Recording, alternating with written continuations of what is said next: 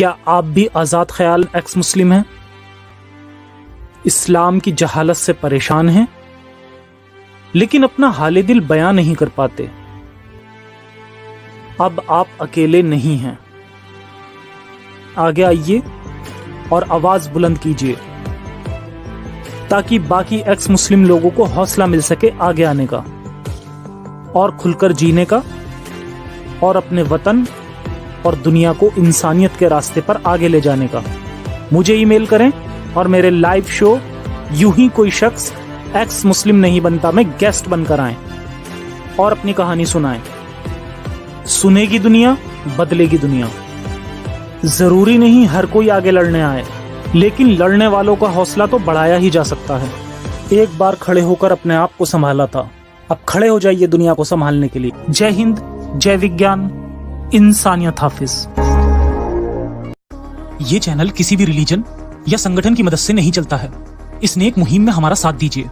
इस चैनल की हर वीडियो पर पूरी एक टीम काम करती है और यूट्यूब से कोई खास अर्निंग नहीं होती।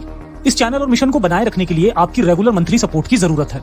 इसके लिए पैट्रियन या चैनल की मेंबरशिप भी ले सकते हैं या यूपीआई और पेपाल के जरिए भी हर महीने अपनी फाइनेंशियल कंडीशन के मुताबिक सपोर्ट कर सकते हैं। इस मिशन के एक सिपाही बनिए और गर्व महसूस करिए सदी के सबसे बड़े मिशन के सपोर्टर होने पर।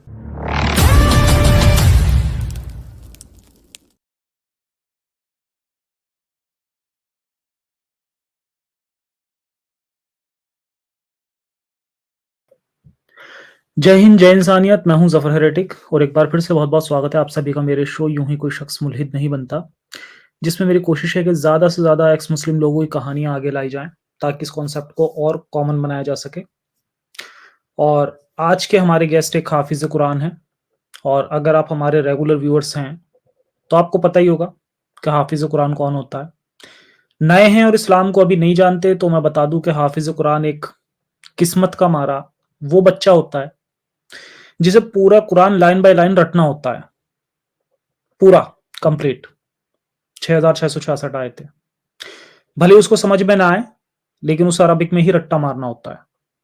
और ये रट्टा मारने की वजह से ना जाने दुनिया में कितने मासूम बच्चों का कैरियर और फ्यूचर खत्म हो जाता है, बर्बाद हो जाता है पूरी तरह, क्योंकि इसकी वजह से वो अपनी पढ़ाई पे ध्यान नहीं दे पाते और उसके बाद फिर वो मस्जिद या मदरसों में 6,000 8,000 रुपए की हाफिज की या कारी की जॉब करते हैं, उससे उनका घर चलता है। और इसी तरह वो न्यू जनरेशन की जिंदगी भी इसी तरह से आगे बर्बाद करते हैं। तो ये प्रोसेस ऐसे ही चलती रहती है, जिंदगियां बर्बाद होती रहती हैं। लेकिन दुनिया का कोई भी संगठन या कोई भी एक्टिविस्ट इसके खिलाफ कभी आवाज नहीं उठाता। सरकारें मदरसों में ये सब होने देती हैं क्योंकि उनको चिंता होती है अपने वोट बैंक की। खैर, आज की जो हमारी स्ट्रीम है वो फेसबुक पर नहीं चल रही है, सिर्फ यूट्यूब और ट्विटर पे चल रही है। रीजन ये है कि अचानक से फेसबुक ने एक एरर मैसेज दे दिया कि this page is too new to run live. मतलब पेज थोड़ा पुराना होना चाहिए उसके लिए, और अभी आई ये पॉलिसी। पिछली बार तो हमने शो किया ही था, उस पर फेसबुक पे हुआ ही था। तो मैं सभी से रिक्वेस्ट करना चाहूंगा कि जितने भी लोग फेसबुक पर हैं वो जाकर मेरे फेसबुक पेज को लाइक और फॉलो जरूर करें। लिंक नीचे पिन कमेंट में मिल जाएगा। तो चलिए ऐड करते हैं हमारे आज के गेस्ट मिस्टर उमर को। बहुत बहुत स्वागत है आपका उमर जी। शुक्रिया जफर भाई, thank you so much for having me जी।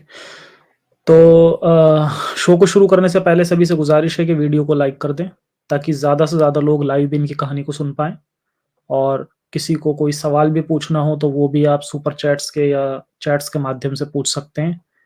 बाकी सभी की तरह एक छोटा सा लाइव टेस्ट होगा इनका, और मैं चाहूँगा कि कोई भी वर्स जो भी आपको याद हो, क्योंकि आप हाफिज कुरान रह चुके हैं, तो जो भी वर्स आपको याद हो जो आपको अच्छे लगे सुनानी, आप सुना सकते हैं। मैं आयतुल कुर्सी सुनाऊंगा क्योंकि कुरान की रूह उसे कहा जाता है, और कहा भी जाता था कि अगर आप आयतुल कुर्सी पढ़ लें रात को तो फरिश्ते जो हैं पूरी रात आपकी हिफाजत करते रहते हैं। हिफाजत करते हैं। कभी कभी खुदा भी नीचे आ जाता है। आप 7 मरतबा पढ़ लें तो खुदा नीचे आ जाता है। एक रिवायत में ये भी है, वो सब हदीस है या रिवायत है, I am not really sure. चलें, अऊज़ु बिल्लाहि मिनश शैतानिर रजीम, बिस्मिल्लाहिर रहमानिर रहीम, अल्लाहु ला इलाहा इल्ला हु الحي القيوم لا تأخذه سنة ولا نوم له ما في السماوات وما في الأرض من ذا الذي يشفع عنده إلا بإذنه يعلم ما بين أيديهم وما خلفهم ولا يحيطون بشيء من علمه إلا بما شاء وسع كرسيه السماوات والأرض ولا يؤوده حفظهما وهو العلي العظيم صدق الله ज़बरदस्त, العظيم ज़बरदस्त, बहुत बढ़िया। तो अब मैं चाहूँगा कि आप अपनी स्टोरी बचपन से अभी तक की बताएँ और क्या कुछ आपने देखा और समझा और अपने मज़हब को छोड़ा? और जगह और लोगों के नाम आप ना लें और अपनी सिक्योरिटी का स्पेशल ध्यान रखें। कोई ऐसी बात जी आपके मुँह से ना निकले जिससे आपकी आइडेंटिटी रिवील हो। जी। जी, जी। सबसे पहले बहुत शुक्रिया ज़फ़र भाई और जितने भी सुनने वाले हैं। सबसे पहले मैं एक डिस्क्लेमर देना चाहूँगा कि इस्लाम को क्रिटिसाइज़ करने का मतलब ये नहीं होता कि मुसलमानों को प्रोसिक्यूट किया जाए, कि कोई हुँ, हुँ। मुसलमान हो उसको या गवर्नमेंट या कोई आम आदमी प्रोसिक्यूट कर ले। मुसलमान भी बेचारे किस्मत के मारे हुए इस्लाम में पैदा हुए हुए हैं, तो उनका भी एक जज़्बाती ताल्लुक होता है। हमें उनसे जिस तरह ज़फ़र भाई कहते हैं प्यार से समझाना है उनको और उनसे हुँ, नफ़रत या उनसे उनके जो एक्शंस होते हैं, उनसे नफ़रत करनी है, उनसे नफ़रत नहीं करनी। जिस तरह कहते एग्ज़ैक्टली। हैं कि जो नफ़रत है वो जुर्म से होती है, मुजरिम से नहीं होती। तो नफ़रत हुँ, हुँ, इस्लाम से होनी चाहिए, मुसलमानों से नहीं। अच्छा, हुँ, मैं सबसे पहले मैंने उमर का नाम लगाया है क्योंकि उमर जो है उमर बिन ख़त्ताब वो ही मुझे सबसे ज़्यादा पसंद है इस्लाम में। हुँ, उनकी हुँ। जाहिलियत है वो रसूलुल्लाह से भी ऊपर थी। मैं तो रसूलुल्लाह को मतलब मोहम्मद जो है उनको थोड़ा-सा उनसे जाहिलियत में नीचे समझता हूँ। अगर नबी के बाद कोई और नबी होते, तो उमर उमर होते। होते। हाँ, हुँ, लेकिन जाहिलियत में मेरे ख़्याल से उमर उनसे बाज़ी ले गए। अच्छा। अ, हाँ, तो अच्छा मेरी स्टोरी मैं पाकिस्तान से हूँ, मैं इतना ही रिवील करूँगा। हुँ, हुँ, मैं पाकिस्तान के कबायली इलाका जात से हूँ। मैं एक बहुत हाइपर रिलीजियस फैमिली में पैदा हुआ। मेरी अम्मी जो थी वो बहुत हाइपर रिलीजियस थी। बचपन से ही आई बिलीव के 5, 6, 7 साल से या 6-7 साल मेरे ख़्याल से 6 साल से मुझे नमाज़ पढ़ाने का हुक्म दिया गया और नमाज़ पढ़नी है 5 वक़्त की चाहे जो भी हो। मुझे मसला ये शाम की नमाज़ में बहुत होता था लेकिन आपने नमाज़ पढ़नी ही पढ़नी है। फिर हुँ, मैं क्योंकि इंटेलिजेंट रहा हूँ स्टडीज़ वग़ैरह में, तो मुझे कुरान मैंने बहुत जल्दी पढ़ लिया नाज़रे के साथ और फिर मैंने हिफ़्ज़ कुरान शुरू कर लिया। मैंने मदरसे में बहुत कम पढ़ा है, मैंने मस्जिद में पढ़ा है क्योंकि मेरे नाना जो थे उनके मस्जिद में कारी आते थे, उनसे मैं पढ़ता था। कुरान भी हिफ़्ज़ करने के साथ-साथ जिस तरह ज़फ़र भाई ने कहा कुरान हिफ़्ज़ करना बहुत मुश्किल काम है क्योंकि आपने सारा रट्टा लगाना है, जिसको हुँ, आपको कोई समझ नहीं आती, वो ज़बान आपके लिए बिल्कुल एक नई ज़बान है और आपने रट्टा बिल्कुल लगाना है, तो दिमाग की ना वो दही बन जाती थी। लेकिन हुँ, मैंने कुरान हिफ़्ज़ कर लिया और मैं शुरू से रिलीजियस बहुत ज़्यादा था। मैं नाते भी पढ़ता था और हमारे स्कूल में जो असेंबली होती थी, उसमें मैं जो तिलावत होती है, वो भी मैं करता था। मैंने इमामत भी की है कुछ क्योंकि मैं स्कूल में कभी-कभी कारी साहब नहीं आते थे, तो जो इमामत थी, वो भी मैं कर लेता था। तो मैं मतलब हुँ, इमाम भी रह चुका हूँ। मदरसा से शुरू से मुझे बहुत ज़्यादा नफ़रत थी। एक दफ़ा क्योंकि जैसे मैंने बताया मैं मस्जिद में कुरान हिफ़्ज़ करता था।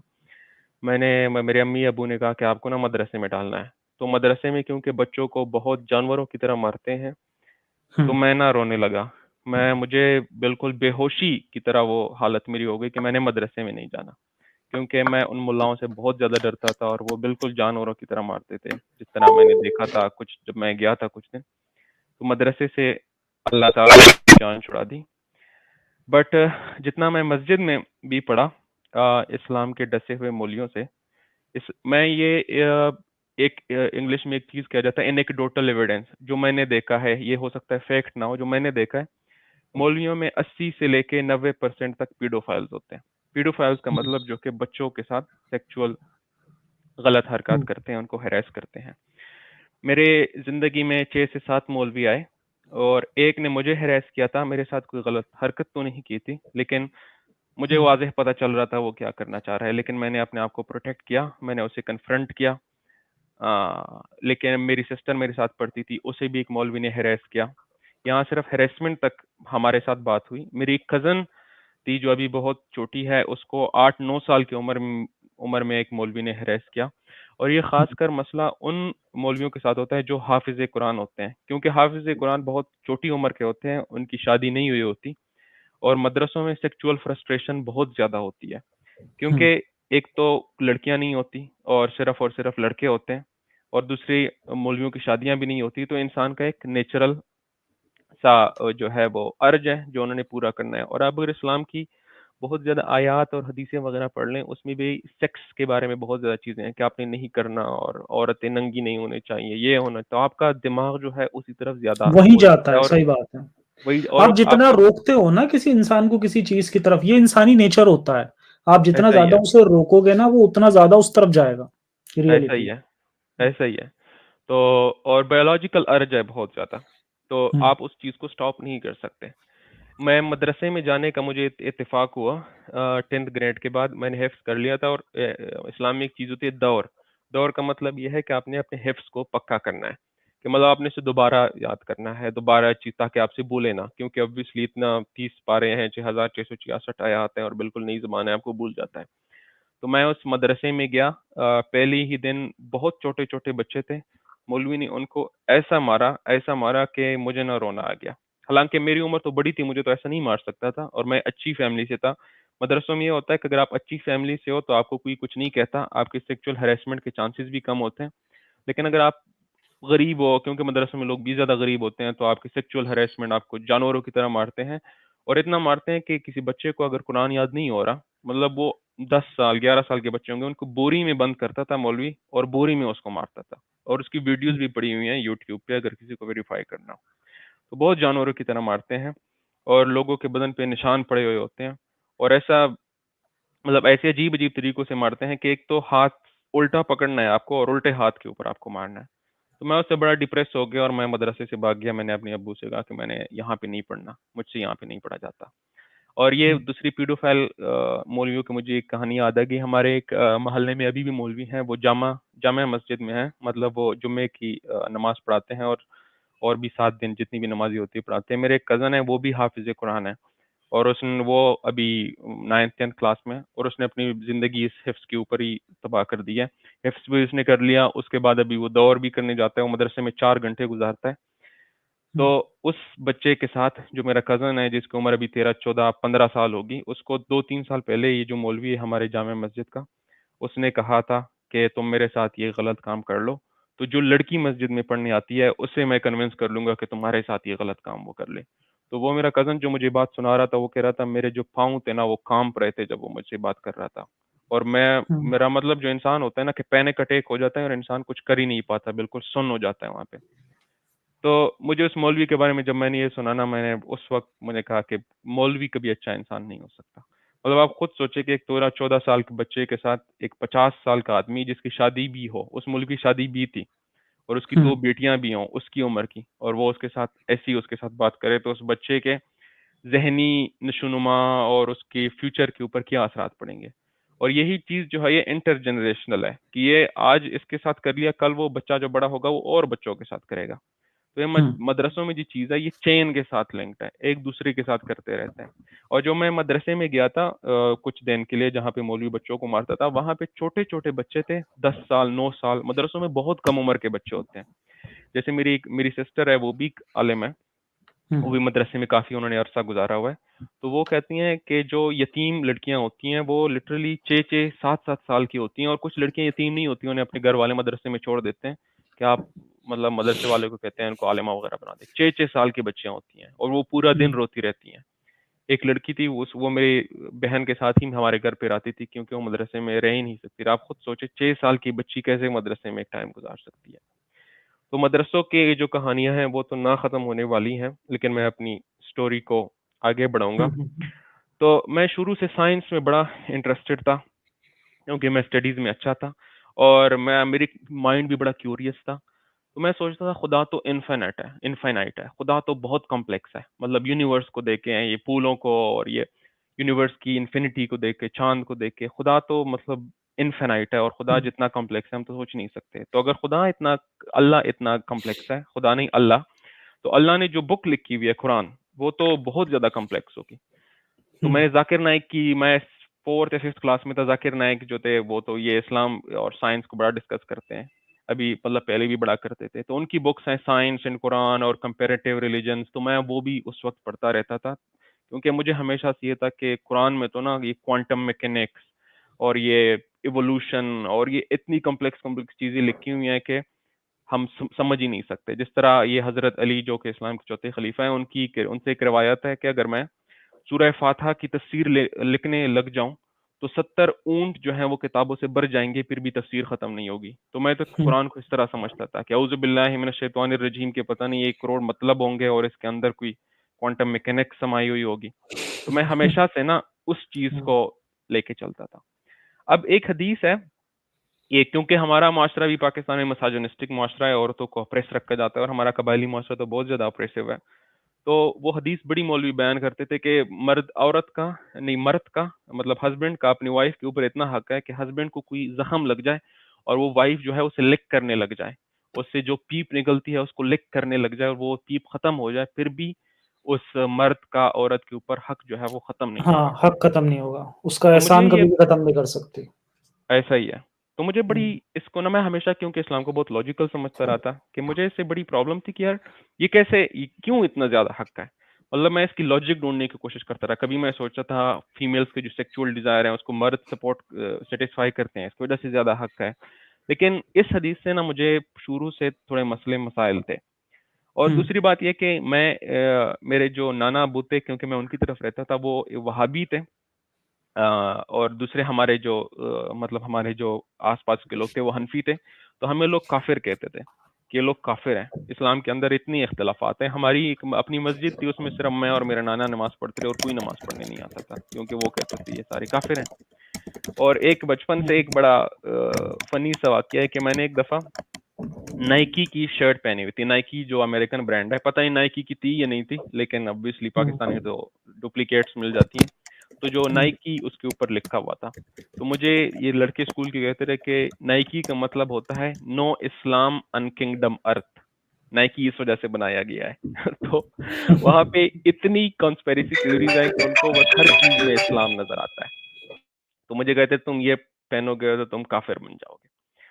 अब इस्लाम को और मुझे हमारे घर में क्योंकि तफसीरें वगैरह पढ़ी हुई होती थी, तो तफसीर इब्न कसीर जो कि इस्लाम की मतलब कुरान की सबसे मशहूर और सबसे वो ऑथेंटिक वो कहा जाता है तफसीर है, मैं उसको भी कभी कभार पढ़ लेता था। लेकिन मुझे ना वो बड़ी डम्ब सी लगती थी, क्योंकि उसने बड़ी सिंपल सिंपल सी बातें लिखी हुई होती थी, हदीसों के रेफरेंसेस, मतलब बहुत हुँ, सिंपल सिंपल सी, मतलब कि जैसे कोई बंदा ना कहानी सुना रहा है।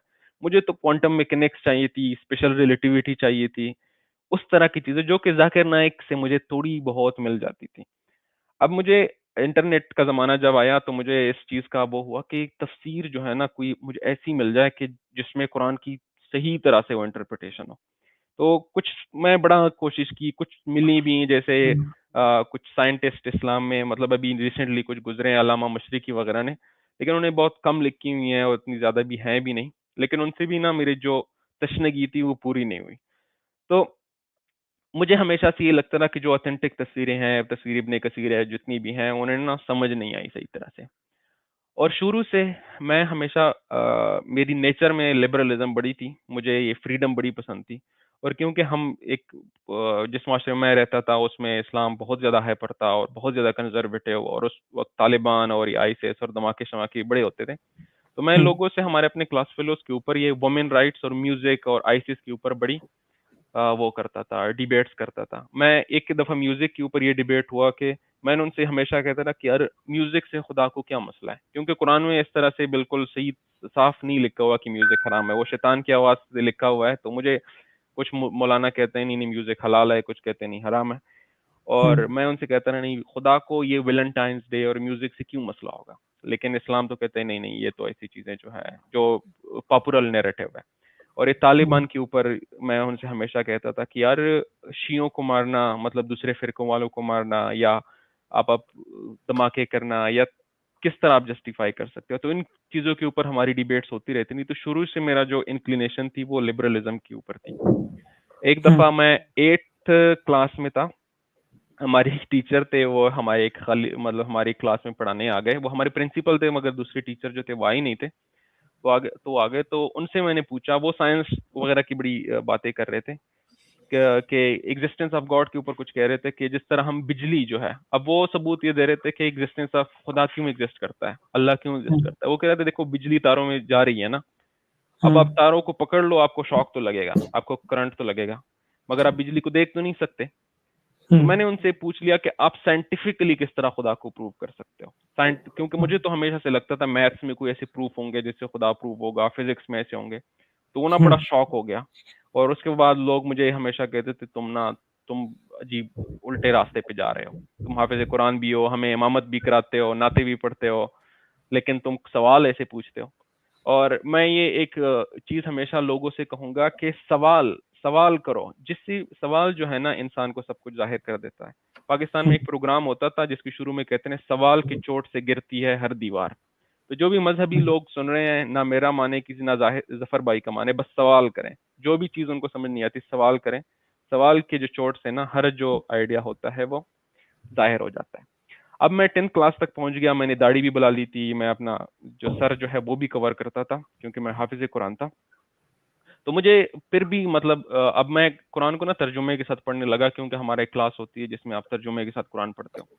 अब तब भी मुझे बड़ा सिंपल सा लगता था, मतलब कि वो खुदा जो है कह रहा है मैं तुम्हें मतलब वल्लाहु अला कुल्लि शैइन कदीर, और मतलब कि खुदा हमेशा या तो अपनी तारीफ करता रहता है कि खुदा को सब कुछ पता है, खुदा आपको हर चीज से जानता है, खुदा को ये भी पता है, खुदा को वो भी पता है, तो हम खुदा से छुप नहीं सकते। या तो कहता है तुम ये करोगे तो तुम्हें जहन्नुम में मैं फेंक दूंगा, तुम जहन्नुम की आग का ईंधन बन जाओगे। तो मुझे बड़ा सा ना अजीब सा लगता था। एक तो कोहेरेंस कोई नहीं थी, एक बात इधर से हो रही है, दूसरी बात उधर से हो रही है, एक दूसरी जो मैं परसीव हमेशा से करता आ रहा था कि ये चीजें होंगी वो तो थी नहीं। अब मेरी जो डाउट्स थे वो इंक्रीज होने लगे, क्योंकि मैंने फिजिक्स फिजिक्स भी पढ़ ली थी और मैं अच्छा भी था स्टडीज में। तो मैं लॉजिकली चीजों को देखने लगा। मैंने अभी तक की इस तरह से एक फॉर्मल लिटरेचर नहीं पढ़ा था इस चीजों के हवाले से, मैं खुद अपने दिमाग से मतलब ये लॉजिकली क्वेश्चन करता था। एक जो कुछ सवालात मेरे जहन में आते रहे मैं वो बयान करूंगा। पहले तो सबसे मसला ये था कि यार खुदा ने इतनी रिलीजन्स भेजे ही क्यों। पहले जुडाइज्म भेजा, मतलब 1,24,000 अनबिया भेजे, खुदा जो कहता है, या हुँ, हदीस में है बिलीव। तो खुदा को इतने हुँ। भेजने की क्या जरूरत थी। ये तो खुदा खुद ही कंफ्यूजन क्रिएट कर रहा है कि मतलब एक एक दफा जुडाइज्म भेज ली, फिर क्रिश्चियनिटी भेज ली, फिर इस्लाम भेज दिया। अब खुदा और खुद भी फिर भी आज पूरी दुनिया में सब मुसलमान नहीं है। उसके बाद ऐसा भी ही है। 75% आबादी जो है वो नॉन मुस्लिम है। यानी ऐसा अल्लाह ही का तो है। पूरा मिशन ही फेल हो गया, ऐसा इतने ही है। सारे नबी भेजने के बाद। और खुदा जो है वो मतलब खुद ही कंफ्यूजन फैला रहा है ना। अब खुदा को सब कुछ पता है, खुदा को क़यामत तक सब कुछ पता है अल्लाह को। तो अल्लाह को तो चाहिए था एक ही रिलीजन भेज देता जिसमें क़यामत तक सारी प्रोबेबिलिटीज करा देता, तो अपडेट करने की जरूरत ही ना पड़ती। तो उसे पता नहीं हुँ, था कि क्या जो बाइबल है वो क्रिश्चियन चेंज कर देंगे। मतलब खुदा को तो पता होना चाहिए था ना, खुदा को तो सारा कुछ पता है। तो उसने उससे पहले से ही पता था, तो वो उसने बाइबल चेंज ही क्यों होने दिया। तो ये बड़ी सी ना अजीब सी बात थी। और दूसरी दूसरी बात ये थी कि कुरान में है, और कुरान में तो खैर कुरान ना एक बात वैसे है, कुरान को अगर आप सिर्फ अकेले पढ़ोगे ना तो आपको कुछ समझ नहीं आएगा। क्यों कुरान वो कहते हैं ना, हद कुरान हदीसों और ये इंटरप्रिटेशन के पास लोड़ी लंगड़ी मतलब लोली लंगड़ी है। फिर आपको सही नहीं बात। समझ आएगा हुँ, कि किस तरह से, क्योंकि कुछ वो बात नहीं एक समझ जगह कुछ आएगा। हाँ, हम्म और तुरंत ही दूसरी जो वर्ड्स आती है ना, उसमें बिल्कुल आउट ऑफ कॉन्टेक्स्ट कुछ भी आ जाएगा। पहला ये मतलब बात किसी और चीज़ की चल रही है और जो अगली ऐसा लाइन ही है। होगी उसमें किसी और चीज़ की बात स्टार्ट हो जाएगी। आप समझ ही ऐसा नहीं ही है। सकते क्या होगा। हुँ, ऐसा ही है। और कॉन्ट्रडिक्टिंग आयात बहुत ज्यादा है। एक जगह कहा गया होगा कि यार जो जो लोग खुदा पर ईमान रखते हैं, आखिरत पर ईमान रखते हैं, वो सारे जन्नत में जाएंगे। हुँ, अगली जगह फिर कहा होगा इस्लाम जो तुम्हारे लिए आखिरी मजहब है। मतलब अब मौलवी तो उन दोनों को रिकंसाइल करने की बड़ी कोशिशें करता है, मगर आपको अगर कुरान आप वैसे पढ़ने लग जाओ आपको कुछ समझ नहीं आएगा क्या कह रहा है ये। अब कुरान में जो वाजिब मतलब जो इस्लाम की सेंट्रल टेनेट है कि जो नॉन मुस्लिम है वो जो है वो जहन्नम में जाएंगे सारे। अब हुँ, मैं काफी लोगों से मैंने पूछा कि यार देखो, ये लेट्स सपोज हम एक हाइपोथेटिकल सिनेरियो क्रिएट करते हैं कि एक बंदा जो है वो किसी अमेरिका के एक बड़े फार फार फार जजीरे में पैदा हुआ, जिसको इस्लाम का नाम भी नहीं सुना। मतलब उसे इस्लाम की तालीम पहुंची नहीं, क्योंकि अमेरिका में जैसे कोलंबस ने अमेरिका दरियाफ्त कर लिया था, तो वहाँ के जो इंडिजिनस लोग थे उनको तो दुनिया ने देखा ही नहीं था। तो मोहम्मद का पैगाम उन तक कैसे पहुंच चुका होगा। तो खुदा उनको किस बेसिस के ऊपर जहन्नम में भेजेगा। तो हुँ, इस चीज का जवाब जो है लोगों के पास नहीं था कि यार ऐसे भी लोग तो है ना। और जिस तरह इस्लाम की, मैं उनसे ये भी पूछ रहा जिस तरह इस्लाम को आजकल पोर्ट्रे किया जाता है, मतलब क्यों लोग आएंगे इस्लाम की तरफ? इस्लाम को तो ऑब्वियसली जितने मसले मसाइल हैं लोगों को तो पता, मतलब लोगों को तो पता है इस्लाम किस तरह का रिलीजन है, चाहे गलत है या सही है, लेकिन लोग क्यों इस्लाम की तरफ आएंगे? तो खुदा किस बेसिस के ऊपर उनको जहन्नम में लेके जाएगा? और तीसरी बात मैं उनसे ये मैं पूछता तो नहीं था, क्योंकि ये तो बड़ी प्रोवोकेटिव सी बात थी कि यार खुदा ने हुँ, मोहम्मद को पैगंबर बना दिया, मुझे क्यों नहीं बनाया? मतलब मोहम्मद में कौन सी ऐसी अच्छी चीज थी जो, मतलब हुँ, वो एक हदीस है या रिवायत है कि यूनिवर्स हुँ, से पहले भी खुदा के अर्श के ऊपर मोहम्मद का नाम लिखा हुआ था।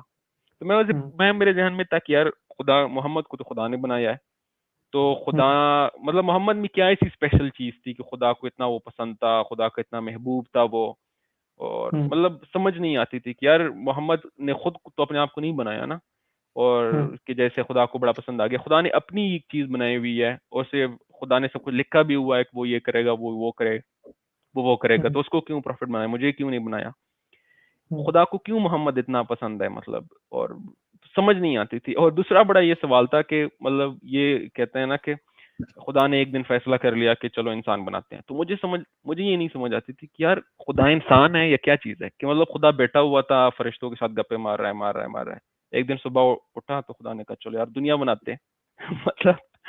मतलब सो डम, मतलब कि समझ गया कि यार दुनिया हुँ, बनाते हैं, खुदा को शौक आ गया कि चलो यार दुनिया बनाते हैं, जन्नत बना लेंगे, जहन्नम बना लेंगे, तकलीफें होंगी, ये होगा वो होगा, तो एक दिन खत्म हो जाएगी। मतलब वो डजंट मेक एनी सेंस।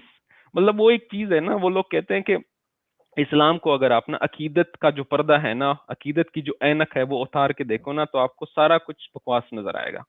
जब तक आप अकीदत के ऐनक लगा के देखते हो ना, आपको सब कुछ बड़ा मेक सेंस करता है, मगर आप थोड़ा सा भी लॉजिकली सोचते हो ना, आपको कुछ नहीं समझ आएगा क्या, मतलब क्या बकवास है ये सारा।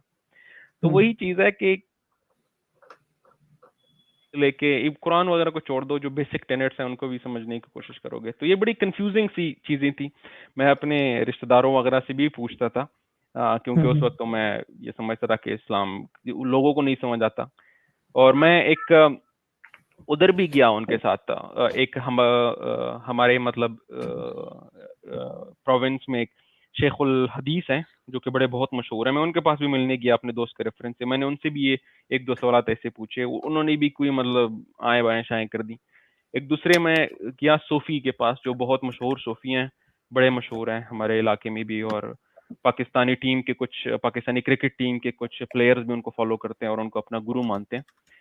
तो हुँ, मैं उनके पास भी किसी के रेफरेंस से गया, मैंने उनसे सवाल पूछे, उन्होंने कहा बेटा शैतान जो है ना आपके ऊपर हमला कर रहा है, तो आप ऐसा करो, आप 200 मरतबा दुरूद शरीफ पढ़ो रोजाना, आपके जहन से सवाल खुद निकल जाएंगे। मैंने कहा चलो भाई, 200 मरतबा दुरूद शरीफ रिसाइट करो, ये सवाल जो है ना ये खुद आपके जहन से निकल जाएंगे।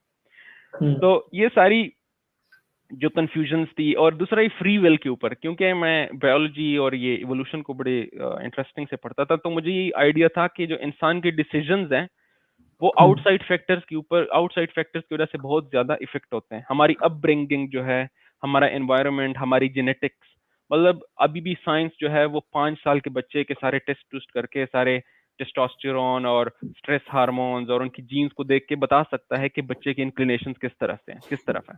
मतलब ये तो बड़ी वाजह से बात है कि जो लोग क्राइम्स करते हैं, 90 to 95% लोगों में ब्रेन का कोई मसला जरूर होता है, उनका ब्रेन ही हुँ, ऐसा बना हुआ होता है कि उनको इंक्लाइन करता है।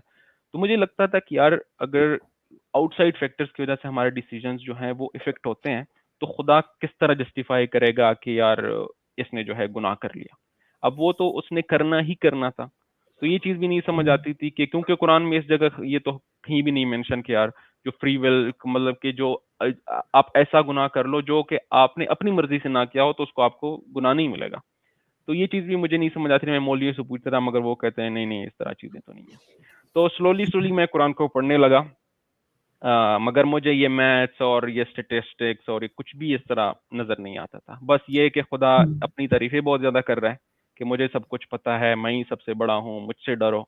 और दूसरी जो है क्या कहते हैं, सजाएं दे रहा है कि बस तुम इधर फेंक दूंगा तो उधर फेंक दूंगा, और ये काफिर ये। और मुझे हमेशा ये लगता था कि यार खुदा जो है ना वो इंसान की तरह पोर्ट्रे हो रहा है, कि जैसे इंसान है। एक हुँ, ये बड़ा हुँ, इंटरेस्टिंग सा सवाल मैं मौलवी से पूछा कि यार खुदा जो है वो हदीस में जिस तरह से है कि क़यामत के दिन खुदा जो है वो बहुत गुस्से में होगा, जब वो शुरू में आएगा जो कहार होगा, मतलब, और फिर रसूलुल्लाह आएंगे, खुदा का गुस्सा ठंडा होगा। तो मैं उनसे ये पूछ रहा कि अच्छा खुदा ने ये खुद आज हमें बता दिया कि मैं क़यामत के दिन गुस्से में आऊँगा। तो डज़ इट मेक सेंस कि मतलब आज खुदा खुद बता रहा है कि मैं क़यामत के दिन गुस्से में आऊँगा, और क्या खुदा और इंसान फिर सेम नहीं हो जाते? तो हुँ। मतलब ये गुस्सा जो तो इंसान की एक प्रॉपर्टी है ना, ऐसा उसकी ही है, इमोशन की एक प्रॉपर्टी है, यानी सेम इमोशन उसके ऊपर अप्लाई होते हैं, तो वो भी फिर एक ऐसा ही है। इंसान ही हो गया। हुँ, ऐसा ही है, ऐसा ही है। तो हुँ, मतलब जो भी चीज़ें थी वो जिस तरह मिराज का वाक़या है, वो खुदा रसूलुल्लाह से कहता है आ जाओ, मतलब इतना कि वो उसकी गोद में बैठ जाए। मुझे ये बड़ा क्रिंज सा लगता था कि मतलब खुदा जो है मोहम्मद को अपनी गोद में बिठाना चाह रहा है। मतलब व्हाट द हेक यार, कि मतलब खुदा कोई इंसान है या क्या चीज़ है? और मुझे ना जो कुरान में तो इतने वाज़ेह नहीं लिखा हुआ, लेकिन मौलवी जिस तरह खुदा और मोहम्मद की रिलेशन को पोर्ट्रे करते हैं ना, बड़ी अजीब-सी फीलिंग्स आने लग जाती हैं कभी-कभी इंसान को यार, कि मतलब खुदा मोहम्मद के ऊपर आशिक है और उसको प्यार करता है। मतलब बड़ी ना क्रिंज सी हो जाती है कि यार ये खुदा है या क्या क्या क्या चीज़ है मतलब ये। तो ये चीज़ें थी काफ़ी। मैं मौलवियों के पास गया बट मुझे समझ नहीं आई मतलब। और ये उसके बाद मैं यूनिवर्सिटी में जब आया तो मैंने डिसाइड कर लिया, मैंने ना, क्योंकि इस वक्त मेरा मिड लाइफ तो नहीं, मैं मतलब 18 तक पहुंच चुका था। तो मुझे ना कि लाइफ का मकसद क्या है, मुझे ये चीज़ें बड़ी तंग करती रही। मैं फिलोसफी को भी पढ़ता था, मशहूर फिलोसफर्स को। तो मैंने कहा मैं इस्लाम को ना सही तरह से अभी पढ़ूंगा, सारी तफसीरें जमा कर ली जो मशहूर मशहूर मशहूर थी। और मैंने शुरू से पढ़ना शुरू किया, 4-5 तफसीरों को भी साथ पढ़ता था, एक रुकू पढ़ता था तो। लेकिन मुझे ना फिर वही बड़ी सिंप्लिसिटी लगती थी कि यार ये खुदा कैसे हो सकता है? एक इधर मैं special theory of relativity Einstein की पढ़ रहा हूँ, जो इतनी कॉम्प्लेक्स है कि मतलब 2-2 दिन लग जाते हैं, मैं उसे समझ नहीं पाता। इधर कुरान जो है वो खुदा ने लिखा हुआ है और उसे मैं 1 मिनट में समझ पा रहा हूँ, और बड़ी अजीब-सी बातें हैं। मतलब सिंप्लिसिटी तो हो, चलो मतलब लोग कहेंगे कि यार खुदा जो है वो इतना कॉम्प्लेक्स तो नहीं लिख सकता, फिर किसी को समझ नहीं आएगी। लेकिन समझ नहीं आती थी कि यार ये खुदा ने लिखा हुआ है, कैसे खुदा लिख सकता है? मतलब एक अजीब सी स्टोरी है, मूसा ने वो कर लिया तो ईसा ने वो कर लिया, फिर समझ नहीं आती थी। हुँ, अब मैंने 3-4 रुकू पढ़ लिए होंगे, मैं ना मेरी जो डिससैटिस्फैक्शन थी बढ़ती गई। मैंने सर्च कर लिया कंट्रोवर्शियल आयत इन कुरान। अब हुँ, मैं हुँ, ये इशा का वक्त था, अभी भी मुझे याद है, मैंने जब ये सर्च कर लिया इंटरनेट के ऊपर, तो आ गई सूरह निसा की 34 नंबर आयत कि वो बीवी मर्द को जो है पीटने वाली। अगर अपनी औरतों से उनको अंदेशा भी हो तो उनसे बिस्तर हाँ, अलग कर लें। अंदेशा भी हो मतलब डिसोबीडियंस का।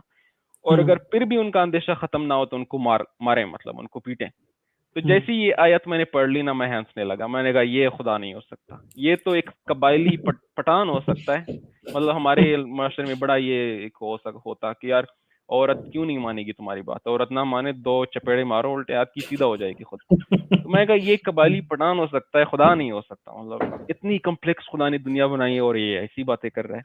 तो वो हुँ, मेरा मतलब इनलाइटनिंग मोमेंट था इस्लाम से। वो ही इशा का वक्त था कि मैंने कहा नहीं यार, ये खुदा ने कहीं कभी नहीं लिखा हो सकता, ये जो है मोहम्मद ने खुद ही लिखा हुआ है। तो हुँ, वही वक्त था कि मैंने इस्लाम को छोड़ लिया।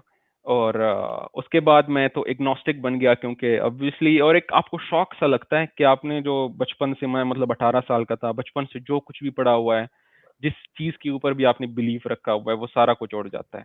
मतलब कि हुँ, आपके पास जो मीनिंग होती है ना जिंदगी की, क्योंकि रिलीजन जो है वो तो ऑब्वियसली मीनिंग देता है आपको, तो वो सारा कुछ उड़ जाता है। हुँ, तो वो शौक तो लगता है आपको, और आपको एक सहारा चाहिए होता है उस वक्त। तो मैं उस वक्त इग्नोस्टिक बन गया। मुझे लगता था खुदा तो है, क्योंकि मैं हमेशा साइंस का बहुत फॉलो करता था। तो मैंने ये खुदा के आर्गुमेंट्स पढ़ना शुरू कर दिए कि खुदा, व्हाई डज गॉड एग्जिस्ट। अब जितनी, हुँ, और मैं खुद भी फिलोसफाइज करने की कोशिश करता था, लेकिन जितना भी मैं आगे चलता गया, इतना तो मुझे पता चल गया कि रिलीजन जिस गॉड को पोर्ट्रे करता है, कोई भी रिलीजन हो, वो तो एग्जिस्ट नहीं करता। हुँ, वो तो हमारी दिमाग की अपनी ही बनाई हुई हमाकत है। क्योंकि इंसान की जो थॉट की लिमिटेशंस हैं, और रिलीजन तो ऑब्वियसली जो इंसान ने पिछले ज़मानों में इजाद किए हैं, उस वक्त तो इंसान इतना स्मार्ट भी नहीं था, इतनी टेक्नोलॉजी भी नहीं थी। तो जो भी खुदा उसने इजाद किया हुआ है जिस रिलीजन ने, उसमें इंसान की ही सारी क्वालिटीज हैं। वो कोई इस तरह सुपर नेचुरल सी चीज नहीं है। वो इंसान की जितनी क्वालिटीज हैं उसी उसी को ही उसके अंदर इंटीग्रेट किया हुआ है, बस सिर्फ उसको पावरफुल बना दिया है कि ये सबसे पावरफुल है। तो इस हुँ, नतीजे पे मैं पहुंचा कि जो रिलीजियस गॉड है वो तो एग्जिस्ट नहीं करता। लेकिन जो फिलोसोफर्स हैं, जैसे स्पिनोजा, गॉड ऑफ स्पिनोजा बड़ा मशहूर है, आइंस्टाइन भी उसमें बिलीव करता था, इलन मस्क वगैरह भी उसका कहते हैं। तो जैसे पैंथीइज्म कहा जाता है कि हाँ, हुँ, कोई हायर पावर हो सकता है जो इस यूनिवर्स को चला रहा है, बट वो बहुत कॉम्प्लेक्स है कि हुँ, ना हम उसे समझ सकते हैं, ना वो इस तरह से है कि मैं खुदा से मांगू यार खुदा आप ना मुझे अच्छी सी जॉब दिला दो, तो खुदा मुझे जॉब दिला देगा, वो ऐसा खुदा नहीं है। तो it did make a bit of sense, लेकिन वो उससे फिर एक वो कहते हैं एक एग्नोस्टिक एथियज्म कहा जाता है। मैं उस तक अभी उसमें या बिल्कुल फुल एथियस्ट के दरमियान हूँ कि हाँ हो सकता है पावर हो, लेकिन वो पावर हो सकता है डार्क मैटर की सूरत में हो सकता है वो सब एटॉमिक पार्टिकल्स क्वार्क्स की सूरत में हो, लेकिन हमारा ज़हन जो है वो अभी उसे परसीव नहीं कर सकता। तो हुँ, और एक बात ये कि मैं क्योंकि साइंस में हमेशा बड़ा बिलीव करता था, तो मैं जब इन साइंटिस्ट को पढ़ता था, खासकर आइंस्टाइन को या दूसरे फिलोसफर्स को, स्पिनोजा को और डीकार्ट को, और इवन इलॉन मस्क को देखता था, और वो खुदा को जब रिफ्यूज करते रहे मुझे बड़ी तकलीफ होती थी यार कि क्यों खुदा को रिफ्यूज करते हैं। और मुझे उस वक्त ये लगता था कि इनको ना समझ हुँ, नहीं आती खुदा की, इनको इस्लाम पढ़ना नहीं आता। और हमारे मुआशरे में हर जगह कहा जाता है कि यार एक गैर मुस्लिम था, उसने कुरान पढ़ना शुरू किया, तो उसने एक ऐसी डिस्कवरी कर ली कि वो मुसलमान हो गया। तो मुझे हमेशा से लगता रहा कुरान पढ़ेंगे ना, इनको चट्टी कदम समझ में आ आ जाएगा। जाएगा, समझ आ हुँ, जाएगा। और हुँ, जैसे बहुत अजीब अजीब से किस्से हैं कि एक म्यूजिशियन था, वो हुँ, उसने कुरान जब पढ़ा तो उसने कहा कुरान जो है वो परफेक्ट म्यूजिकल नोट्स में है। पता हुँ, नहीं ये हुँ, हुँ। स्टोरी कहाँ से इन्होंने इजाद कर दी हुई है। और इस तरह बहुत सी मतलब और कहानियां हैं कि वो एक एक मैथमेटिकल मिरेकल्स भी हैं उसके हाँ, अंदर ऐसा ही है, कि ऐसा ही है। हाँ, मैथमेटिकल मिरेकल्स हैं और मैथमेटिकल सीक्वेंसेस हैं और सारी आयत की हुँ, जो मतलब बस खुद ही अपनी सी ही चीजें बनाई हुई हैं। और अगर आप उन चीजों को पढ़ोगे ना और आप अकीदत की जो ऐनक है, इवन अकीदत की ऐनक ना उतारोगे भी ना, आपको समझ आ जाएगा। वो जैसे कुरान की कुछ हुँ, तफसीरें हैं, जैसे हमारे पाकिस्तान के एक मैथमेटिशियन है, उन्होंने लिखी है तफसीर। अब उन्होंने इतना तोड़ मरोड़ा हुआ है चीज, क्योंकि कुरान कुछ और कह रहे हैं, उन्होंने बिल्कुल बात ही अलग बना दी है। उन्होंने ये लिखा हुआ है, हुँ। इस वर्ड का तो ये मतलब होता था पुराने जमाने में, अब इस वर्ड का तो मतलब अजीब अजीब तरह की किस्से मशहूर हैं। अरे और वो अरबी बहुत सारे लोगों ने तो वो जो 434 है ना सूरह निसा की, बीवी को हम्म, पीटने वाली, उन्होंने जी पीटने जी, वाला लफ्ज़ भी बदल दिया बहुत सारे लोगों ने तो। ऐसा ही है, ऐसा ही है। हाँ, वो कह वो रहे तो हैं कि इसका मतलब पीटना नहीं है, वो कुछ और ही मतलब बना रहे हैं उसका। ऐसा ही है। वो तो गांधी हुँ, साहब जो पाकिस्तान के थोड़े से लिबरल से मौलवी हैं, वो तो कहते हैं यार पीटने से मुराद क्या, अपना इतना पीटो कि उसके जिस्म पे निशान ना आ जाए। हुँ, अब इसको कौन फैसला करेगा कि जिसम, अब ये बॉक्सिंग, क्योंकि मैं बॉक्सिंग हुँ, वगैरह देखता हूँ, तो बॉक्सिंग में बहुत ज्यादा पंच ऐसे हैं जो किसी को मार दो मर भी जाएगा, उसके जिस्म पे निशान तो नहीं आएगा निशान भी नहीं तब भी। आएगा। हुँ। हाँ, तो कोई लेवर पंच मार दो किसी को। तो वो तो बस बेचारे रिकंसाइल करने की कोशिश करते हैं।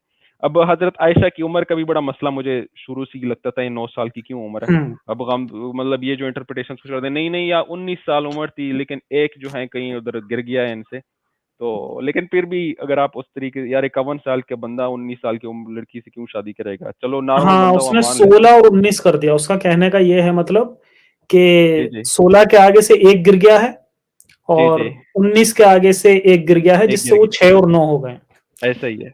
हाँ, लेकिन वो हम 19 भी मान लेना, एक पैगंबर जिसको खुदा ने नमूना भेजा हुआ है दुनिया में, वो 51 साल का आदमी 19 साल की लड़की से क्यों शादी करेगा यार, मतलब हुँ, डजंट मेक सेंस। फिर भी हुँ, 32 साल हुँ, का फर्क है ना, वो उसकी बेटी की जगह है।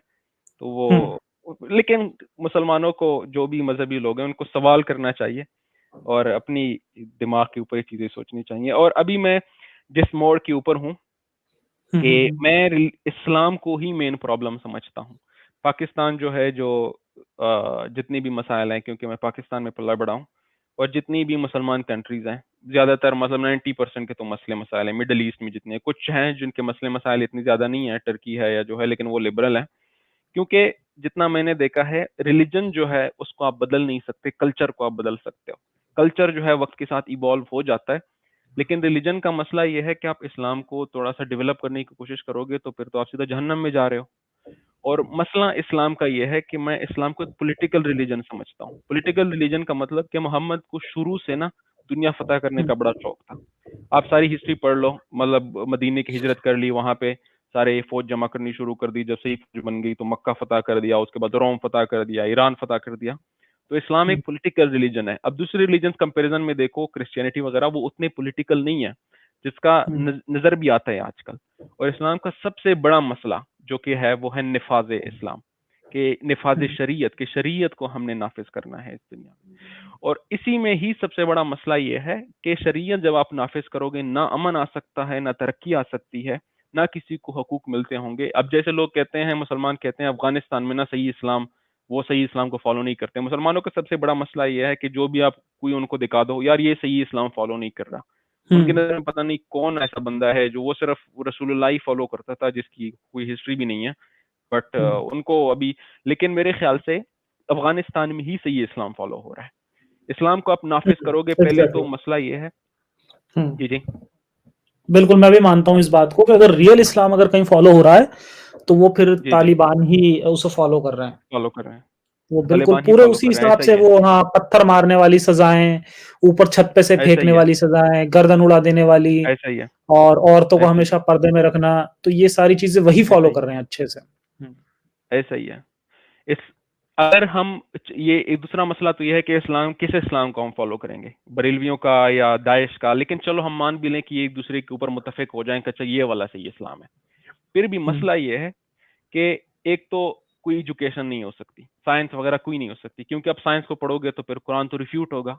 और इसी का प्रैक्टिकल एग्जांपल ये है, मुसलमानों की जितनी भी साइंसदान है जिनको आज मुसलमान बड़ा ऊपर ऊपर पेश करते हैं, मतलब एवरोज हो गया, मतलब जितने भी हैं जो 1900 इस्लामिक गोल्डन एज में थे, सबको काफी कुफर के फितवे लगे हुए थे।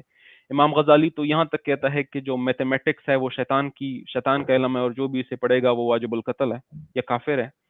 तो हम्म। इस्लाम और साइंस या टेक्नोलॉजी बिल्कुल अपोजिट डायरेक्शंस में, क्योंकि इस्लाम साइंस पढ़ोगे तो जहन में सवालात आएंगे, एवोल्यूशन पढ़ोगे, स्पेशल थ्योरी ऑफ रिलेटिविटी पढ़ोगे, क्वांटम मैकेनिक्स पढ़ोगे, कुरान को तो ऑब्वियसली रिफ्यूट कर देंगे। तो इस्लाम आप हम्म। नाफिज करोगे तो सारा कुछ उड़ गया आपका। दूसरी बात है, औरतों के सारे हकूक जो हैं वो उड़ गए। तीसरी बात यह कि फ्रीडम ही नहीं है। अब मसला यह है कि इस्लाम नाफिज करोगे तो जो ऊपर मुल्ला बनेगा, जो मतलब इस्लाम में तो इस तरह डेमोक्रेसी तो नहीं है, जो मुसलमान हम्म। समझते हैं कि इस्लाम में डेमोक्रेसी है, इस्लाम में डेमोक्रेसी जो है वो कुफर है। सिंपल सी वो बात यह है, एक आप किसी खलीफा भी, बनेगा, एक खिलाफत आएगी। अगर पूरी दुनिया में इस्लाम नाफिज होगा तो पूरी दुनिया के लिए एक खलीफा होगा। और खलीफा कैसे बनेगा, इनको तो ये लगता है ना हम्म। कि डेमोक्रेसी से होगा, नहीं, उसकी भी अलग हम्म। अलग इंटरप्रिटेशन है। उसकी हम्म। जो तालिबान है उनकी तो है कि जो सबसे बड़ा आलिम है, अब सबसे बड़ा आलिम कौन है, वो भी पता नहीं, अजीब सी कंफ्यूजिंग सी बात है। और वो हम्म। बनेगा, उसने ही सारा कुछ कर देना है। और मैं तालिबान के अगर आपको किस्से सुना दूं, कि जब पाकिस्तान में तालिबान की, तो मतलब जिन इलाकों के ऊपर तालिबान का कब्जा था, अब अगर एक मर्द, औरतें तो घरों से निकल ही नहीं सकती ना, उनका तो कोई जवाज ही नहीं पैदा होता। अब हम्म। जो मर्द भी निकलता था, अगर आपने लेट सपोज शेव की हुई है, तो आपको डंडे मारते थे वो कि आपने शेव क्यों की हुई है। दूसरी, अगर आपने लेट सपोज जो पांचे हैं आपके, मतलब पैंट जो है आपके टखनों से नीचे है, आपको डंडे मारते थे। उनको कुछ भी ऐसा लगता था ना जो आपको, उनको गैर इस्लामी लगे, उनके परसेप्शन के मुताबिक उन्होंने पकड़ के आपको रगड़ देना था वहीं पे। और हम्म। तो मैं समझता हूं कि जब तक इस्लाम जो है, खासकर दूसरे रिलीजन्स की तो मैं बात नहीं करूंगा, इस्लाम जो है, जब तक लोगों के जहनों से उस तरह से सवाल नहीं होता इसके ऊपर, जब तक इसको डिस्कस नहीं किया जाता, और जब तक इसको पर्सनल रिलीजन नहीं बनाया जाता। पर्सनल रिलीजन का मतलब यह है कि इसको जब तक ये हुकूमत और निफाजी शरीयत, उस वक्त तक मुसलमानों के प्रॉब्लम्स का हल का शुरू भी नहीं हो सकता।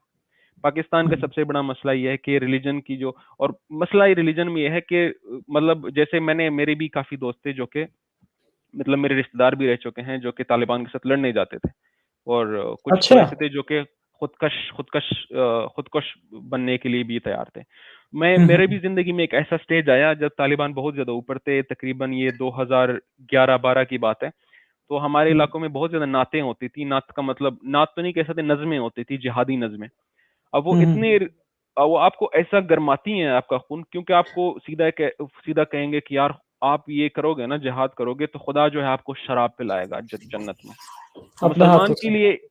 मुसलमान के लिए इससे ज्यादा बड़ी तो कोई चीज नहीं होती ना, कि खुदा जो है वो हम्म। आपको शराब पिलाएगा, और हम्म। आप जो जन्नत में सबसे वो ऊपर सबसे मकाम आपका सबसे होगा। हाँ, जो और सबसे दूसरी बड़ी, ये जो कि जन्नत के भी उन्होंने वर्जन बना रखे हैं, जो सबसे बड़ी जन्नत होगी, ऐसा ही है। सबसे ऊपर वाली, ऐसा ही है। उसमें अल्लाह अपने हाथ ऐसा ही से है। शराब पिलाएगा। हम्म। हाँ हाँ हाँ। और मसला और दूसरी बात यह है कि आपको ना कोई मेहनत नहीं करनी, आपने बस अपना मतलब बंदूक लेनी है। और उस वक्त हम्म। क्योंकि अफगानिस्तान में अमेरिका के खिलाफ जिहाद हो रहा था, और उनको बस मारना है, अगर आप मर गए तो आप सीधा जन्नत में पहुंच जाओगे। और वायलेंस करने का ना हमारी जो ये थोड़ी सी कंट्रोवर्शियल सी बात है, मगर इंसानों के दरमियान ना, हर इंसान के अंदर वायलेंस करने की एक वो होती है, एक जज्बा होता है, हर इंसान के अंदर होता है। अब इस्लाम हुँ, उसको बहुत अच्छे तरीके से एक्सप्लॉइट कर सकता है, क्योंकि आपके पास गन्स हो और आप दूसरों के ऊपर हुकूमत कर रहे हो, किसको मजा नहीं आता, और आपके हाथ में ही सब कुछ हो। अब आप दाइश की या हुँ, आईसिस की स्टोरीज पढ़ लें, ज्यादातर लोग उसमें इसी वजह से ही जाते हैं, या तालिबान में भी, इवन तालिबान में भी हमारे इलाके में लोग वहीं जाते थे जिसके पास कुछ नहीं करने का होता था। मतलब जो अपने अब्बू को उनको घर से निकाल देता था, वो तालिबान के पास चला जाता था। तालिबान उसको बंदूक भी देते थे, उसको पैसे भी देते थे, उसे शूज भी हुँ, देते थे, उसे बाइक भी देते थे, और उसे हुकूमत भी मिल जाती थी। मतलब जो लोग कल को उसे गालियां दे रहे थे, वो आज तालिब बन गया तो कल को उसने उसको पीटना शुरू कर देना है। हुँ, तो यही मसले मसाइल, और मतलब, और दूसरी बात ये कि मुसलमानों का आजकल सबसे बड़ा मसला ये है जो कि मतलब उनको नजर तो आता है एनेक्डोटली कि यार इस्लाम, मुसलमान सारे घर को तबाह है, लेकिन उनको ये लगता है नहीं नहीं, ये सही इस्लाम जो है फॉलो नहीं कर रहे। अब उनको बस यही गोली करवा दी जाती है कि ये सही इस्लाम जो है फॉलो नहीं कर रहा है। मैं उनसे कहूंगा कि यार आप खुद इस्लाम को पढ़ लो। हुँ, मतलब वो कहते हैं ना कि अगर आपने इस्लाम इस्लाम से जान छुड़ानी है तो इस्लाम को खुद पढ़ लो। मैं भी यही कहूंगा कि अगर आपने हुँ, कुरान और हदीस वगैरह से जान छुड़ानी है ना, तो खुद पढ़ लो, मगर अकीदत का ऐनक उतार के। आप ऐसे पढ़ लो कि आप कोई क्रिश्चियन और एक नए रिलीजन को पढ़ रहे हो। तो लेकिन मैं एक इस चीज को बड़ा अच्छा समझता हूँ, जैसे जफर भाई हैं और बहुत ज्यादा ये पाकिस्तानी मुल्हिद है, इंडिया में भी काफी हुँ, यूट्यूबर्स हैं जो कि इस चीज को प्रमोट कर रहे हैं, और जो कि बहुत ज्यादा अच्छी बात है, और लोग एथियस्ट बन रहे हैं। इवन दो कि मैं एक बहुत कंजर्वेटिव माशरे से हूँ, और हुँ, उस इलाके से हूँ जहाँ पे टेररिज्म और इस चीज का गढ़ था, लेकिन वहां पे भी लोग एथियस्ट बन रहे हैं, क्योंकि इस चीज की इस्लाम की जो गलत, उस चीज को गलत को, और वायलेंस को, और मतलब वो लोग देखते हैं, अमेरिका को देखते हैं, यूके को देखते हैं, और इधर इस्लाम को देखते हैं, तो उन्हें समझ नहीं आता कि यार क्या कर रहे हैं। तो मैं हुँ। बहुत अप्रिशिएट करता हूँ आपके चैनल को और जितने भी लोग सुन रहे हैं। तो ये थी मेरी story. Thank you so much. अगर आपके पास कोई सवाल हो करने को, तो मैं आई विल बहुत be free to take that. Thank you. बहुत-बहुत शुक्रिया और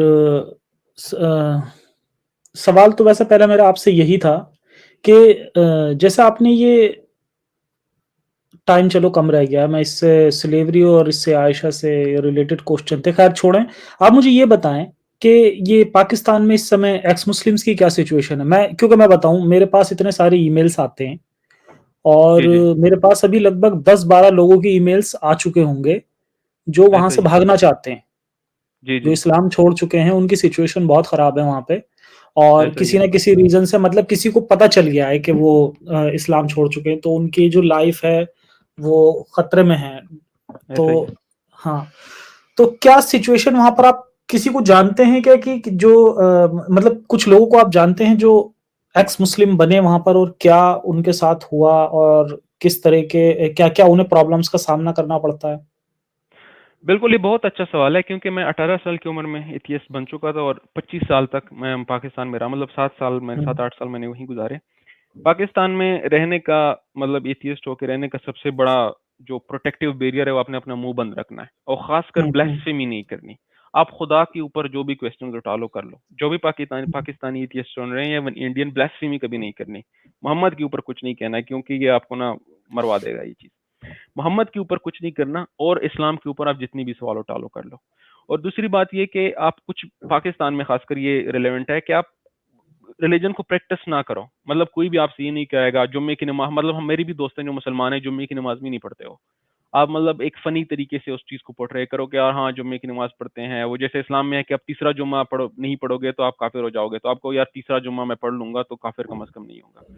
लेकिन बस ब्लेस्फेमी का ख्याल रखना है। और सवाल आजकल हर कोई उठा रहा है। मेरे हुँ, भी, हुँ, जैसे हुँ, मैं फेसबुक पे, मेरे कम अज कम ना, मेरे तकरीबन 800 से 900 दोस्त होंगे फेसबुक के ऊपर, और उसमें 200, मैं को मतलब मुहतात अंदाजे ना 150 से 200 पाकिस्तान के एथियस्ट या लिबरल लोग हैं। काफी ज्यादा लोग हैं अभी मेरे अपनी ही दोस्त जो मेरे साथ पल्ले बड़े, वो भी एथियस्ट हैं, पाकिस्तान में रह रहे हैं। लेकिन मैं इस चीज का, फिर इसको चीज को ब्लेस्फेमी कभी नहीं करनी, मोहम्मद के ऊपर कोई क्वेश्चन नहीं उठाना, क्योंकि हुँ, मुसलमानों का जो वीक पॉइंट है ना, एक्लीज हील है, वो मोहम्मद है। खुदा के ऊपर उठा लो बेशक, कुरान के ऊपर उठा लो, मोहम्मद के ऊपर कुछ हुँ। नहीं करना। पाकिस्तान में अगर आप मोहम्मद के ऊपर कुछ कर लोगे ना तो आपके लिए मसला बनेगा। दूसरा, किसी डिस्कशन करते हुए आप फेस टू फेस हुँ, डिस्कशन करो, व्हाट्सएप और इन चीज़ों के ऊपर ना करो, क्योंकि आपके डॉक्यूमेंटेड एविडेंस होता है। और खासकर शुरू में ये मसला होता है, जब मैं भी शुरू में बना था, जब मुझे भी एनलाइटमेंट हुई थी, तो मुझे बड़ा हुँ, शौक हुँ, था कि यार मैं लोगों से डिस्कशंस करूँ और लोगों को प्रूव करूँ आप क्या बुलशिट फॉलो कर रहे हो। मसला ये है, रिलीजन जो है ना, मेरी बहुत से दोस्त हैं जो बहुत ज्यादा इंटेलिजेंट हैं मगर वो हाइपर रिलीजियस हैं। रिलीजन जो है वो इंटेलेक्चुअली लोगों को जस्टिफाइड नहीं होता, वो इमोशनली जस्टिफाइड होता है। उनको हुँ, इमोशनली इनके साथ कनेक्शन होता है। तो इस वजह से लोगों को आप कभी भी फोर्स ना करो, लोगों को कभी भी आप इस चीज की तरफ पुश ना करो कि नहीं नहीं आप गलत फॉलो कर रहे हो। उनसे आप सवाल करो कि यार ये सवाल जो है मुझे बहुत ज्यादा तंग कर रहा है। आप जैसे, मैं भी बहुत लोगों को ऐसे पूछ रहा कि यार ये एवोल्यूशन और ये चीजें ये मुझे बड़ा तंग कर रही है, आप मुझे जरा समझाओ। तो जब आप उनसे सवाल पूछोगे ना, ज्यादा चांसेस है कि वो भी खुद उस सवाल की वजह से डिस्टर्ब होंगे, और यही चीज जो है ना वो उनको उनको इस तरफ लेके जाएगी।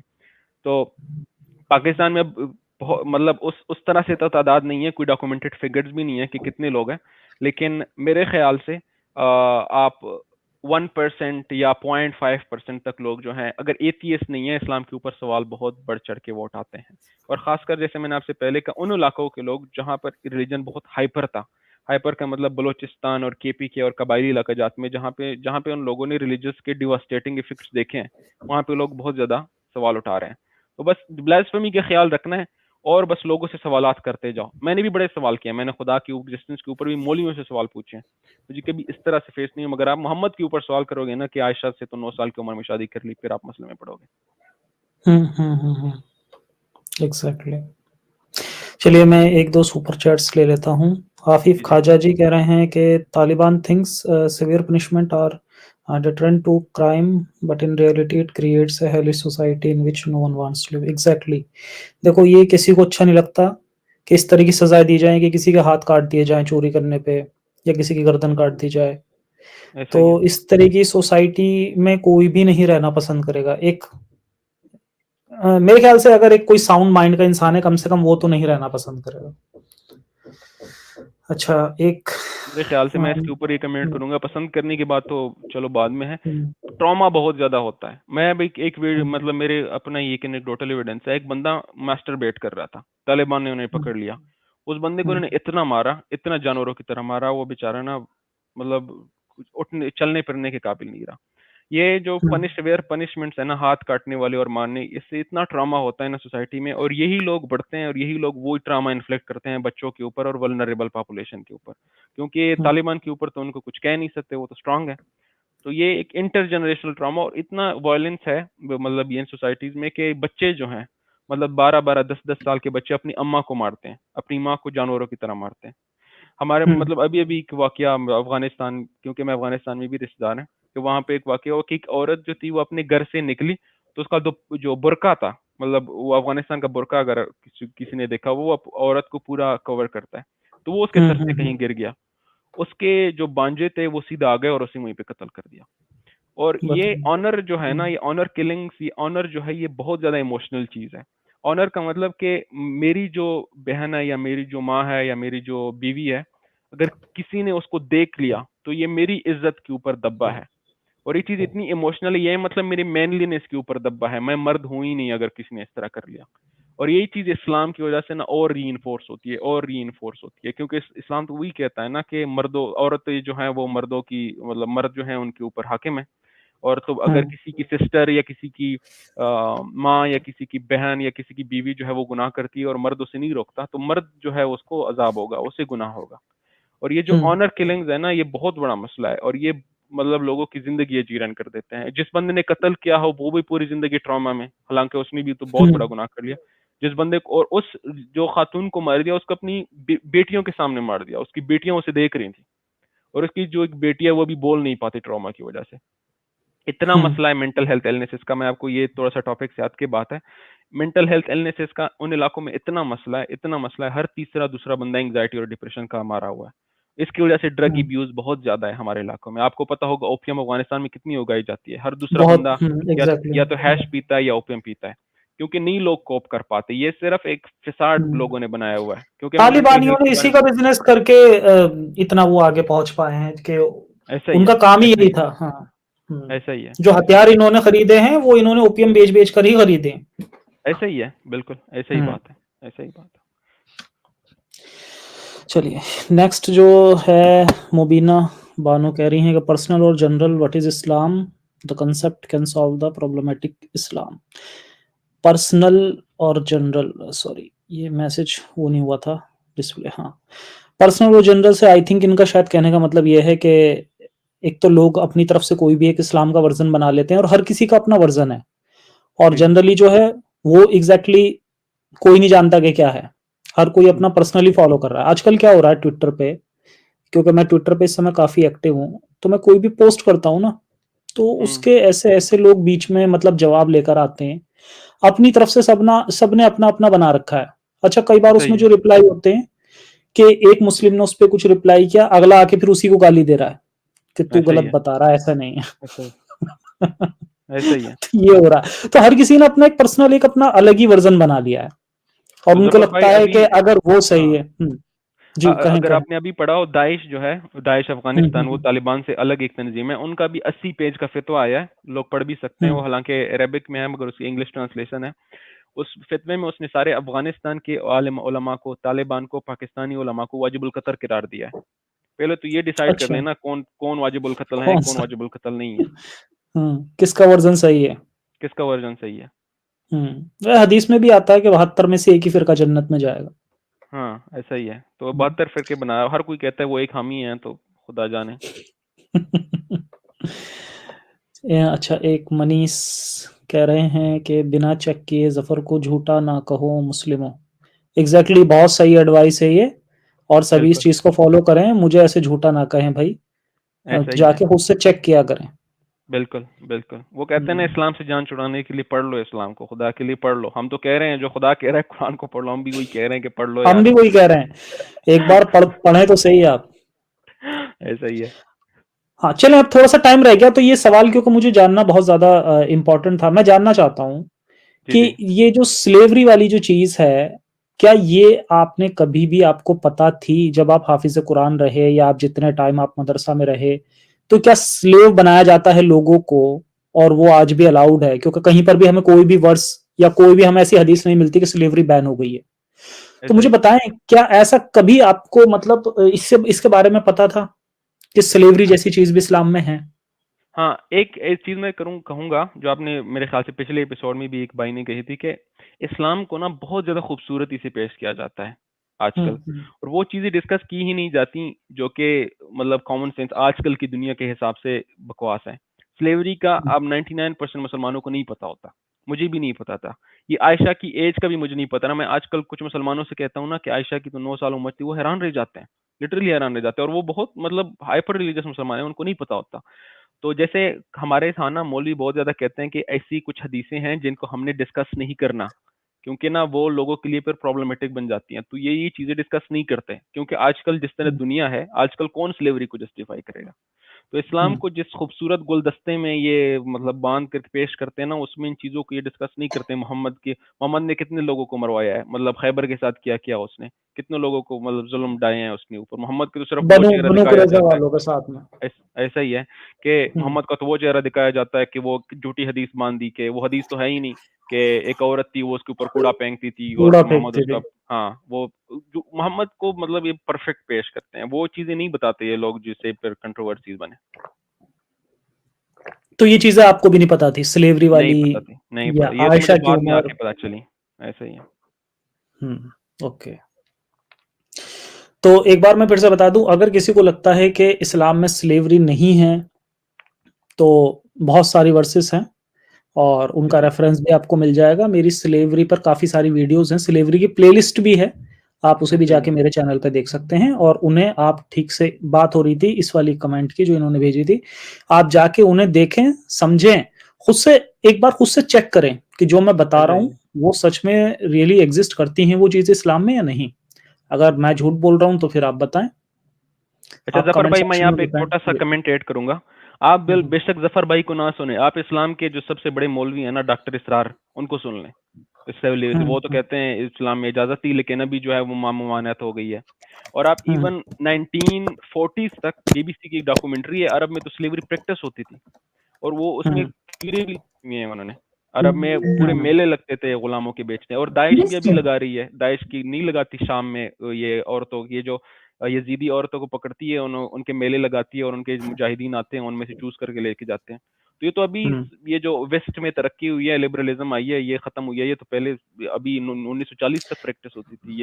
ये कोई बीती एग्ज़ैक्टली। चुकी बात तो नहीं है। और दुनिया में सबसे लास्ट में अगर स्लेवरी खत्म हुई है, तो वो अरब देशों से खत्म हुई है, सही है। पूरी दुनिया में। बिल्कुल ठीक। बिल्कुल ठीक। हुँ, बिल्कुल ठीक। उसके और तो वो भी वीडियोस इसलिए मौजूद खत्म हुई हैं। थी क्योंकि हाँ, क्योंकि ये एक इंटरनेशनल लॉ आया था, जिसमें ऐसा ही स्लेवरी है। को बैन किया गया था। उसके प्रेशर पड़ा था कोई मेरे ख्याल से 15-20 साल बाद, उसके भी 15-20 साल बाद जाके उन्होंने इसे बैन किया है, ऐसा ही है। खत्म किया है। और ज़फ़र भाई, आपको एक वैसे फ़नी सी बात कह दूँ, टाइम हमारे पास ख़त्म हो रहा है, बट कि इस्लाम में स्लेव जो है उसके साथ सलाम करने का क्या तरीका है हज़रत उमर के मुताबिक? हुँ, आपको बताएँ पता है? मुझे? नहीं, अच्छा। मुझे इसकी नॉलेज नहीं है, आप बताएँ? स्लेवरी जो स्लेव होती है ना, लोंडी, उसको सलाम करने का तरीका यह है कि आप उसके ब्रेस्ट के ऊपर हाथ फेर दें। अच्छा। हाँ। और इस्लाम में हुँ, लोंडी की क्या सतर है? औरत की तो हुँ, सतर होती है ना सर से पाँव तक, लोंडी की क्या सतर है? हुँ। लोंडी ना अपने ब्रेस्ट को नहीं छुपा सकती। ये हाँ, हज़रत हाँ, हाँ, उमर की वो मुझे रिवायत है। पता है। ये तुम्हारा हुँ। क्या नाम है, ब्रेस्ट का हिस्सा और तुम्हारा नीचे कमर तक, ऐसा वो ही है। हमेशा वैसे ही, हाँ, वो न्यूड ही रहता था। तो उनका सतर जो है ऐसा ही है। दोनों का अलग-अलग है। हाँ, वो सही ऐसा कह ही रहे है। हैं आप। हुँ, तो ये भी लोग चेक कर लें, ये हुँ, बिल्कुल इसके रेफरेंसेस आपको मिल जाएँगे आराम से। हुँ, हुँ, हुँ, हुँ, बिल्कुल। चलिए, मैं चाहूँगा कोई लोगों के लिए कोई मैसेज देना चाहेंगे आप लास्ट में? मेरा तो वही है कि जो हुँ, भी इस्लाम हो, जो भी इर्रेशनल आइडियाज़ हो, उसको हुँ, सवाल करें। सवाल की चोट से गिरती है हर दीवार। और दूसरी हुँ, बात ये, किसी को भी ना कोई आइडिया रखता है, उसके ऊपर प्रोसिक्यूट नहीं करना। Freedom of opinion, freedom of speech होना चाहिए, लेकिन हुँ, फ्रीडम ऑफ हुँ, एक्शन नहीं होता। कोई भी गलत आइडिया रखता है, उस आइडिया से नफ़रत है, उस बंदे से नफ़रत नहीं है। एग्ज़ैक्टली। मोहब्बत का मैसेज बाँटें। मोहब्बत से जो प्यार से लोग आएँगे ना, वो नफ़रत से कभी नहीं आएँगे। बिल्कुल, बिल्कुल। हमें बीमारी को खत्म करना है, बीमार को खत्म नहीं करना। ऐसा ही है, ऐसा ही है, हुँ, ऐसा ही है। चलिए।